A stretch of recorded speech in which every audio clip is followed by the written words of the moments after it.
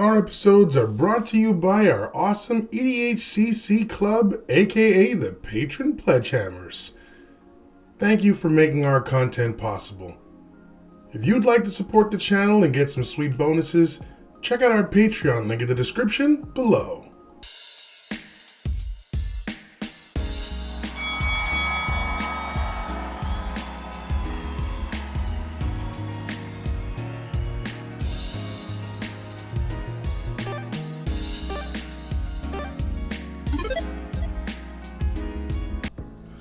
Welcome everyone to episode 215 of EDH Commander Challenge.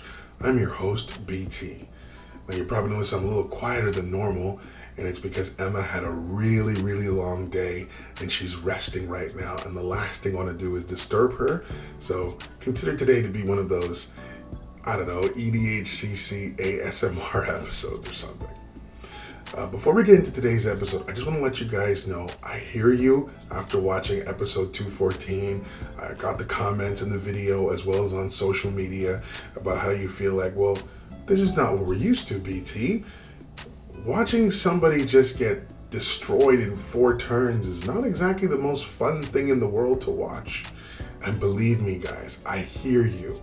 Last week was less of an episode and more of a point. Just to let you guys know that even with the bans that happened, the format can still be, and realistically is, just as fast. While there may be less options for what you call, air quotes, fast mana, as you can see, it didn't take long for Greg to be able to just unleash his combo and take the win. Will that be what you'll be seeing a lot of on the channel? Probably not. The only time that you'll probably see things like that will be maybe if I run a tournament and, hey, there's a prize on the line. And at that point, let the floodgates open and people can play whatever they please, because after all, there's a prize in the line and the right to be called the undisputed champion. But most of the time is what you'll be seeing today. 2 good friends playing their favorite decks that they have for the year and just having a blast. So without any further ado, let's jump into it and get into those opening hands. By the way, in case anyone's wondering why this episode's coming out super early, there's a reason for that. One is because I've been wanting to bring out more episodes weekly for a long time, just haven't been too well in terms of how I've been feeling health-wise, and second, real life is very busy. Okay, there's another reason. It's because, as you guys know, Dragon Ball Sparking Zero just came out, and it's gonna be crazy. Now, I haven't had a chance to play the game yet. I'm getting my copy, the Ultimate Edition, on PS5 sometime around the 16th or the 17th. Why? Because, Amazon is Amazon, and they're not exactly always great when it comes to their delivery time, but I'm sure it's going to be a blast. Some people say it's a super fun game, and some people say it's a super hard game, so either way, can't wait. Going to be playing that later this week, and I am hyped. Now, without any further ado, let's jump into those opening hands with our special guest ring announcer, the one and only Mr. Bevers. In this corner with Forest, Mosswort Bridge, Thornwood Falls, Cancel, Rites of Flourishing, Nylia's Intervention, Wilderness Reclamation, and their legendary commander Jolrael, voice of Zhalfir, it is Gemi. And in this corner with Forest, Brushland, Burgeoning, Seed Spark, Cultivate, Sakura Tribe Elder, Archdruid's Charm, and their legendary commander, Rhys the Redeemed, it's BT.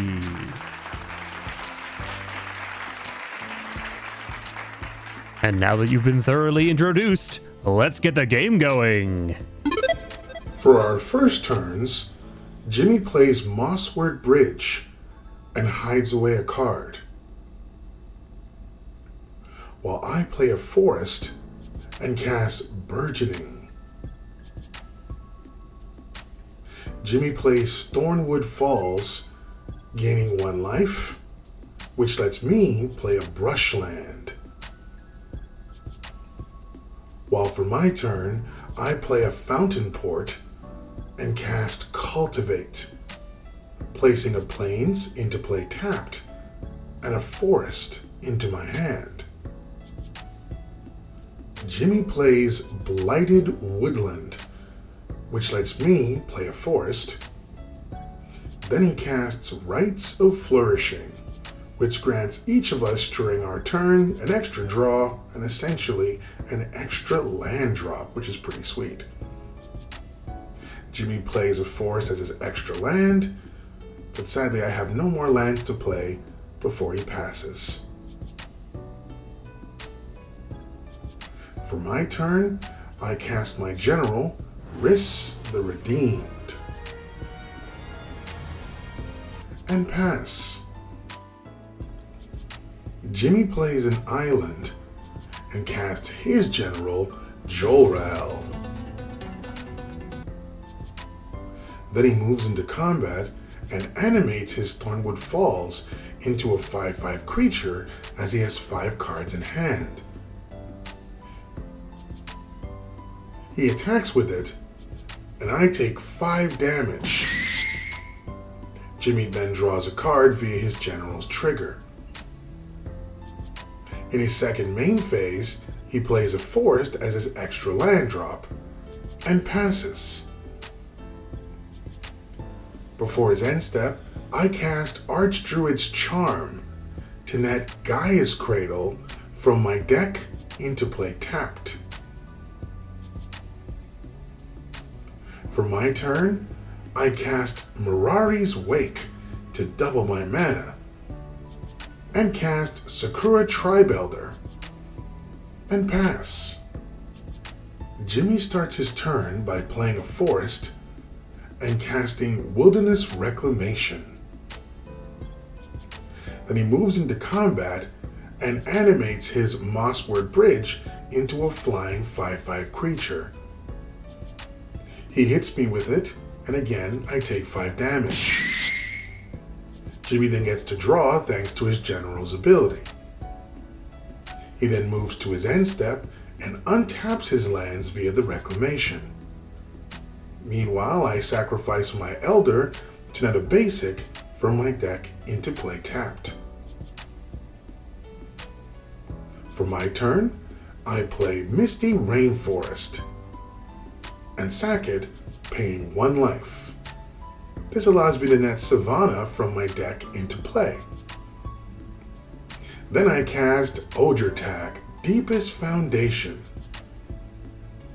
Gemi decides to take it out immediately with Reality Shift. In response, I cast Seed Spark to destroy the Reclamation, which thanks to Ojurtag nets me 6 1/1 Saproling tokens. I also use Rhys's effect to make 3 1/1 green-white Elf Warrior tokens. Then Ojur is exiled, and I manifest my top card as a 2/2 creature. Next, I cast Solemn Simulacrum, and with its ETB, I net a basic from my deck into play tapped before passing. For Gemi's turn, he casts Tatyova Benthic Druid, then plays Command Tower, gaining 1 life and drawing a card thanks to his Druid. Next he casts Serum Visions to draw again and then scry 2. He chooses to keep both cards on top. Next, he moves into combat and animates his Command Tower, which becomes a flying 5/5.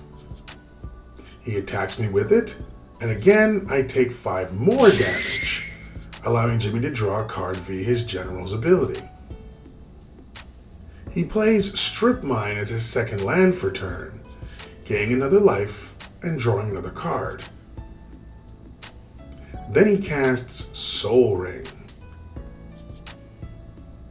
followed by Nylia's Intervention, where X is 2, to add 2 lands from his deck to his hand, which in this case are Dark Depths and Thespian Stage, before passing. For my turn, I tap my Cradle for 13 mana. I use 3 to cast Elvish Archdruid, then 3 more to cast Wood Elves. With its ETB, I net Scattered Groves from my deck into play tapped. Then I play a Forest and use 3 more mana to cast Circle of Dreams Druid. I use 2 mana and sack a Saproling to my Fountain Port to draw a card. Then I move into combat and attack Gemi with 3 3/3 Elf Warriors. Gemi declares no blocks and takes 9 damage. In my second main phase, I cast Entreat the Angels, where double X is 6, so I make 3 angel tokens before passing. Gemi starts his turn by sacking his Strip Mine to blow up my Gaia's Cradle, which to be honest was expected. Then he plays Dark Depths and Thespian Stage as his 2 lands for turn, gaining 2 life via Tatyova and drawing 2 cards as well. Then he cast Kadama's Reach, send a basic into play tapped and 1 to his hand, which in turn, thanks to Tatyova, gains him another life and another draw.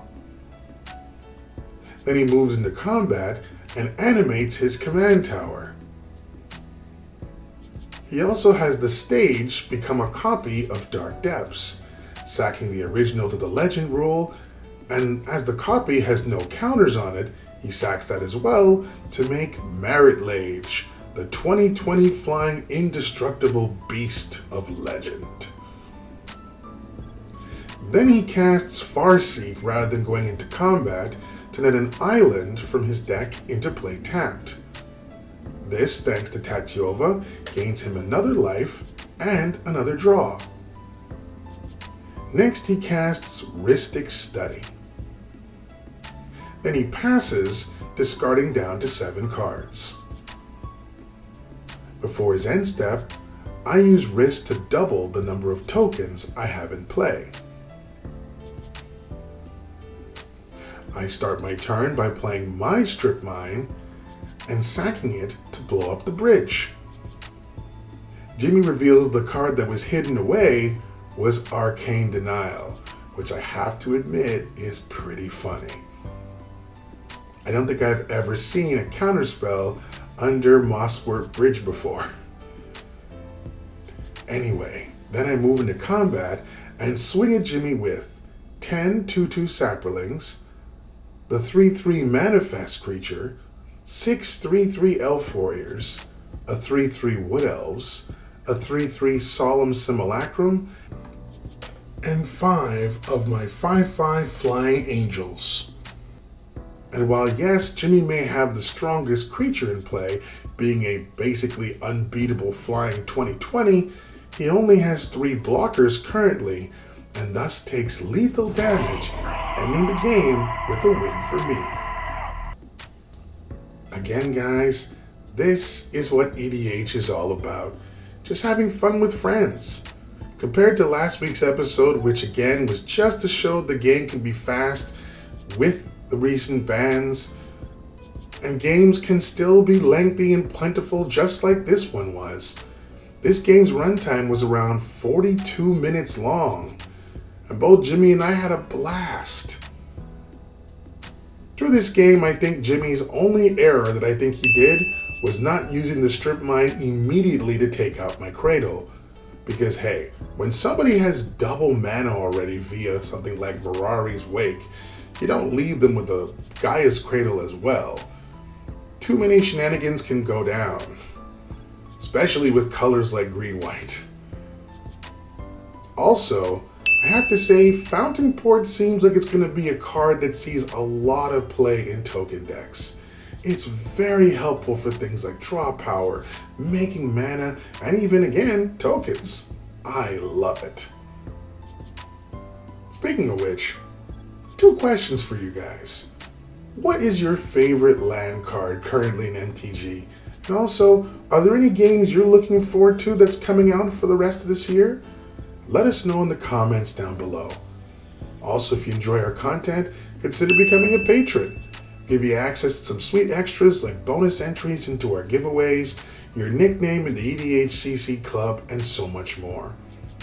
Also, we're still trying to reach 2,000 subscribers, so please smash the like and subscribe buttons. It helps out a lot. By the way, a special thanks to our special guest ring announcer. I appreciate you more than you'll ever know. And guys, sorry for the ASMR this week. I know that my voice sometimes is not easy to deal with. It probably sounds like nails on a chalkboard, but I appreciate you guys very much.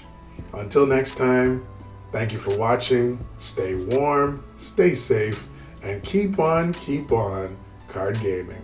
Love you all. Super hyped for more EDH. Super hyped for some Dragon Ball Sparking Zero. And cheers.